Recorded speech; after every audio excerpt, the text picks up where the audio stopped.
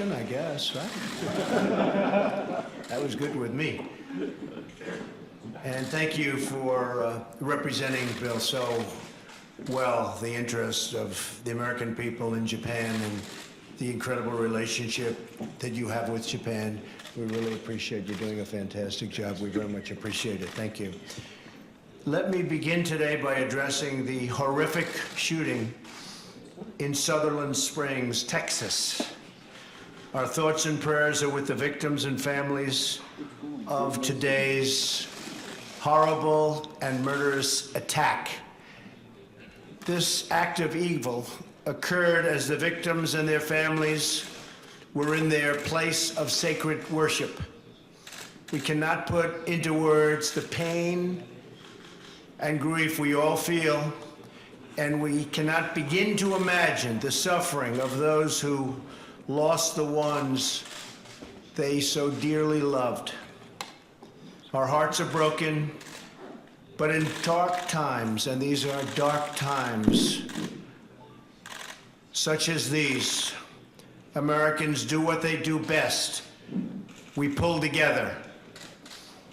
We join hands, we lock arms, and through the tears and through the sadness, we stand strong, oh so strong. My administration will provide its full support to the great state of Texas and all local authorities investigating this horrible crime. I've spoken just a few minutes ago with Governor Abbott, and we offer our thanks to the first responders, the FBI, all of the many people involved, both federal and otherwise. Ultimately, they stopped the suspect and rendered immediate life-saving aid to certain victims of the shooting. I will continue to follow the developments closely. All of America is praying to God to help the wounded and the families of the victims. We will never, ever leave their side, ever. With that being said, we are here today in Japan with one of our closest and most cherished allies. Through bad times and good times, through rain and through shine. I want to thank Secretary Tillerson, Rex, who's done a tremendous job of leading the dedicated men and women of the Department of State here in Japan and around the world. The splendor and beauty of Japan has left a lasting impression on me and my family. And I want to thank the First Lady for being with us. Melania, please stand.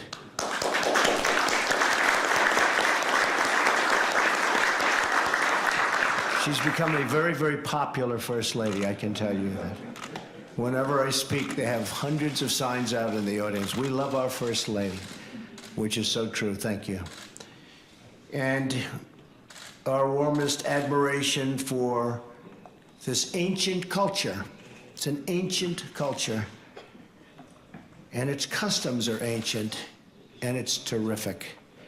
Over the weekend, Ivanka attended the World Assembly for Women with Prime Minister Abe, who I was with all day yesterday. I applaud the Prime Minister, and he's a terrific person, by the way, for his dedication to advancing women in the workforce. And I share his commitment to empowering women in business and in all professions. This morning, I am pleased to have an opportunity to discuss how we can strengthen and improve the economic ties between the United States and Japan. And I have to say, for the last many decades, Japan has been winning. You do know that. For the actually last 70 years, cooperation between our two countries has helped us to pioneer incredible advances in commerce, in science, medicine, and technology. Our students study together, our scholars exchange ideas, and business leaders like you work together to invest in a better, more prosperous future for both of our nations. I know many of the leaders in this room have helped build Japan into the center for commerce and innovation that it is today, and I want to commend you for your incredible achievements in so many areas. And I looked at a list of the people in the room. They are truly the leaders of industry. I congratulate you all. Names that in many cases I haven't met, but I know you well from reading about you on the covers of every business magazine and sometimes well beyond the business magazines. So congratulations. Fantastic job you've done in building some of the greatest companies in the world, and it's an honor to be working with you. We want to thank and make the United States, for the people in this room and well beyond this room, the most attractive place for you to hire, invest, and to grow. That's why we are very, very substantially lowering our taxes. The United States is one of the highest tax nations in the world. But it's also a market like no other. It's by far the biggest market in the world. Its numbers are phenomenal over the last, since November 8th, Election Day. Our unemployment is at a 17-year low. We've gotten almost 2 million more people in the workforce in just that short period of time. I've reduced regulations terrifically, frankly, if I do say so myself, but at a level that nobody else has ever done. I've done more in 9 months in terms of the reduction of regulations than any president has done in a full term, and it's not even close. And if it were close, they will let you know about it tomorrow morning, believe me. They will tell you about it, but it's not even close. The stock market reached an all-time high on Friday, and that's the 61st, I believe, something around that number, 61st time that's happened, so we have a lot of happy people in this room because your stocks are right in there. And look at you, you're smiling, very happy. What company? What company? Oh, that's another big one. That's a great company. Are you happy? You happy with the job? Good. Come here, give me your hand. That is some company too. Congratulations, you've done a great job. But it's reached an all-time high. I believe it's maybe in the neighborhood of 61 times during the course of from November 8th. And so we're honored by that. GDP growth, very importantly, we hit 3.2 last quarter, 3.2. And this time we hit 3, and we figure a good point, I would say a good solid point for hurricanes. We had 4 horrific hurricanes, as everybody knows, and did a tremendous damage to Texas and Florida and Puerto Rico, Virgin Islands, and Louisiana, and even Alabama was affected, and other places, Georgia. And we figured at least a point. So I was going to close my eyes a little bit when the numbers came out, and the number came out at 3. That would mean that it would have been 4, and GDP at 4 was unthinkable, actually unthinkable when I was running. And I said we could do it. They were saying maybe you could hit 2, 2.5. My first quarter was 1. We were in the ones. And so we're at 3, and now 3.2, and again, without the hurricanes, I think we would have been 4 or very close to 4. So that's GDP of 4. That was not something that people thought of in the first 3 or 4 years, and we've already hit it. And we will continue to. On regulations, while I've reduced regulations terrifically, it would take, as an example, to build a highway, it would take 17 to 20 years to get approvals. And at the end of the 20th year, in many cases, they voted it down. Do you approve? No. So they wasted tens of millions of dollars. There's a highway in Maryland where it took exactly 17 years. And the original numbers were very little, and it ended up costing hundreds of millions of dollars for a very small, short highway. And we can't have that. So we're trying to bring that number down from anywhere from 13 to 20 years. We're trying to bring it down to 1 year. You want to build a road? You want to build a highway? You want to build a school? You want to build a factory, most importantly to the folks in this room, or a plant? You're going to have your approvals very, very quickly. Now, you may be rejected quickly, too, but that's okay. If you're rejected quickly, you don't want to be rejected at the end of the 17th year. I approved a power plant which has been under consideration for 11 years, and they gave up, and I approved it. And it's a $7 billion plant. And the state wanted it, and the local community wanted it, but they had environmental restrictions, and now it's being built. The Dakota Access Pipeline, and as you know, the Keystone Pipeline, that was rejected by the previous administration. The Keystone Pipeline was dead, and the Dakota Access Pipeline was even worse shape because they built it, but they weren't allowed to hook it up. So I consider not starting even better than that. And in my first week, I approved both. It's 42,000 jobs. The Dakota is already open, and Keystone is starting. It's actually already started. And that was done in the first week, got it approved. And we have many other things like that. I could stand here all day and tell you additional events that we've done that create jobs and are good for our country, not bad for our country. When you want to build your auto plants, you will have your approvals almost immediately. When you want to expand your plants, you will have your approvals almost immediately. And in the room, we have a couple of the great folks from two of the biggest auto companies in the world that are building new plants and doing expansions of other plants. And you know who you are, and I want to just thank you very much. I want to thank you. I also want to recognize the business leaders in the room whose confidence in the United States, they've been creating jobs. You have such confidence in the United States, and you've been creating jobs for our country for a long, long time. Several Japanese automobile industry firms have been really doing a job, and we love it when you build cars.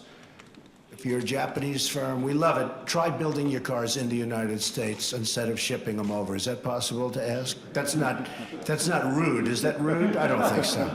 If you could build them, but I must say Toyota and Mazda, where are you? Are you here, anybody? Toyota, Mazda? I thought so. Ooh, I thought that was you.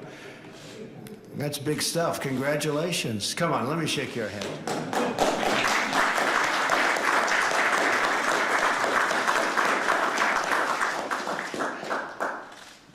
They're going to invest $1.6 billion in building a new manufacturing plant, which will create as many as 4,000 new jobs in the United States. Thank you very much. Appreciate it.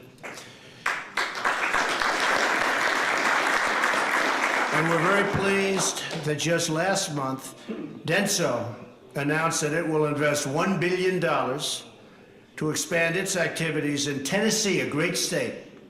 Great state. I know I'm going to introduce them now. And create over 1,000 new jobs. And I do believe that's you, another famous man. Come here.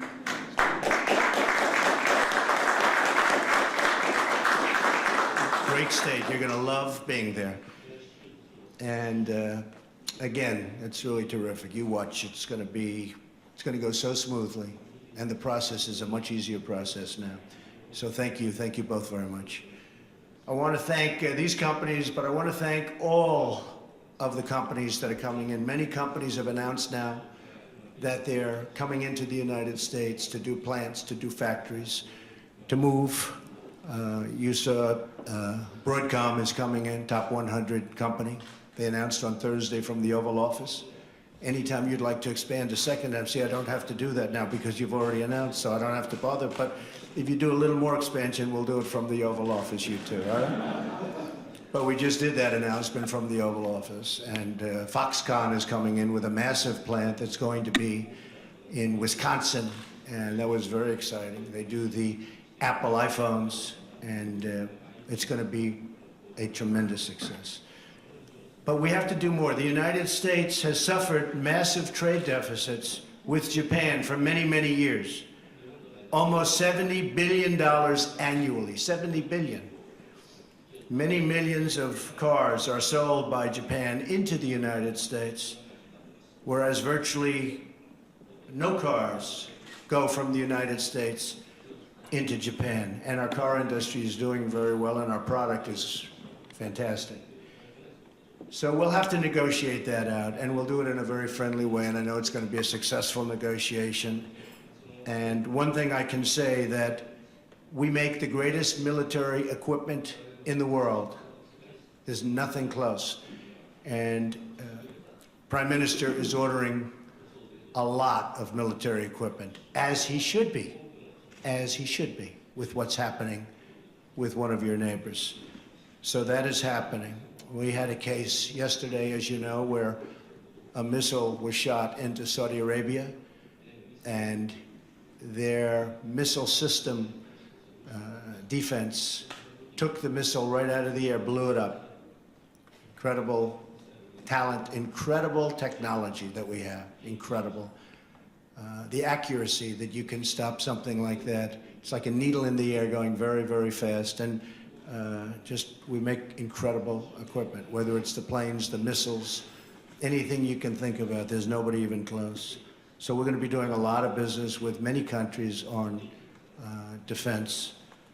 We want fair and open trade. But right now our trade with Japan is not fair and it's not open, but I know it will be soon. We want free and reciprocal trade, but right now our trade with Japan is not free and it's not reciprocal. And I know it will be. And we've started the process, and it's gone on for a long time, but I know that we will be able to come up with trade deals and trade concepts that are going to be fair to both countries, and actually I think will actually be better for both countries. And I have no doubt that it'll be done in a quick and very friendly manner. I'm very optimistic about the future of our economic partnership. We are proud, for instance, that after the United States, Japan is the largest owner of Boeing aircraft, greatest commercial aircraft in the world. Is Boeing here? Boeing? Oh, look at my guy. Stand up. Boy, have I made him. Whoa, come.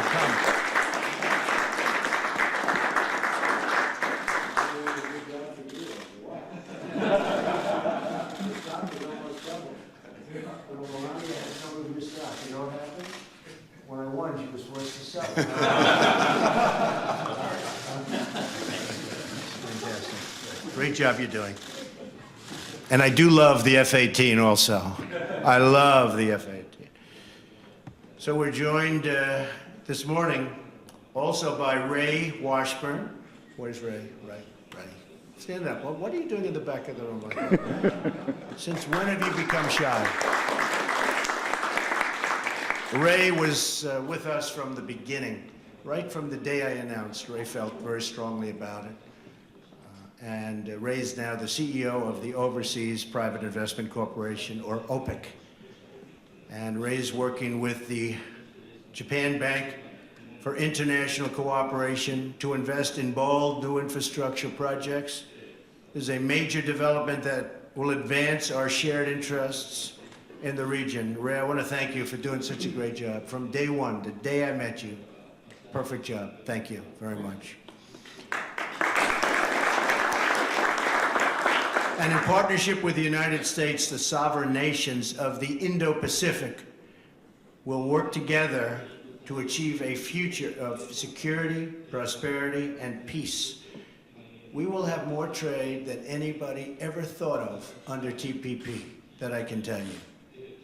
TPP was not the right idea. Probably some of you in this room disagree, but ultimately I'll be proven to be right. We will have much bigger trade with the way we're doing it right now. and it'll be a much less complex situation. We cherish the friendship between the United States and Japan, and I cherish my friendship with Prime Minister Abe. We welcome more Japanese investments into the United States. We believe that a balanced economic partnership will unlock new frontiers for discovery, unleash new prosperity for our citizens, and improve the lives of millions and millions of people all around the world. We're grateful for everything you do to promote opportunity in both Japan and the United States. We look forward to many years of cooperation, innovation, collaboration, and unbelievable trade. Unbelievable trade. It's happening and it's going to happen. So I want to thank everybody for being here today. Again, you are the rock stars of business. Amazing people. I hope your family recognize how important you are. Oftentimes they don't, right? But you really are. You're the rock stars of business, and it's an honor to be with you. And I think as soon as the media leaves, we'll do some question and answers. Okay? Thank you very much. Thank you. Thank you very much, everyone.